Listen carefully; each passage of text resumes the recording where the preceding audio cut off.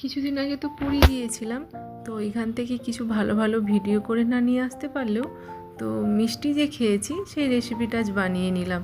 পুরীর বিখ্যাত ছানা পোড়া। তো চলো, প্রথমে আমি ছানা কাটিয়ে নিয়েছি, একটু জল জল ছিল ছানার মধ্যে, ওটা বাড়িতেই বানানো ছানা।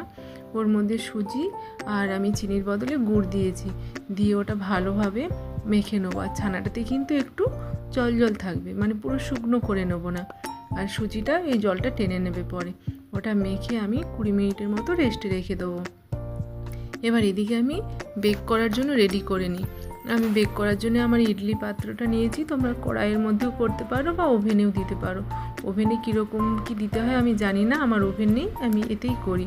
তাই যারা ওভেন ইউজ করবে তোমরা টেম্পারেচারটা সেট করে নেবে, যেমন কেকের মতো। তো এবার এটা ভালো করে আমি হাত দিয়ে একটু মেখে রেখে দিয়েছিলাম।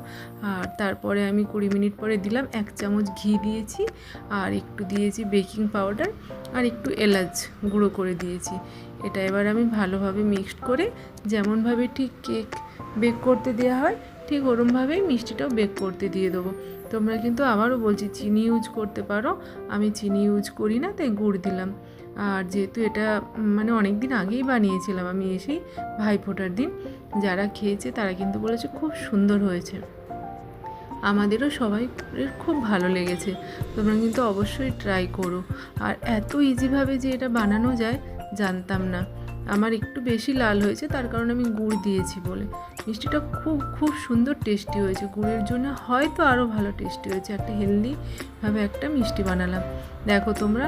আর লাস্টে যে গার্নিশিং করেছিলাম সেটার ভিডিও নিতে ভুলে গেছি, বললামই না ভাইফোঁটার দিনের ভিডিও ছিল, কিন্তু এই কাটা পর্যন্তই রয়েছে আমার কাছে।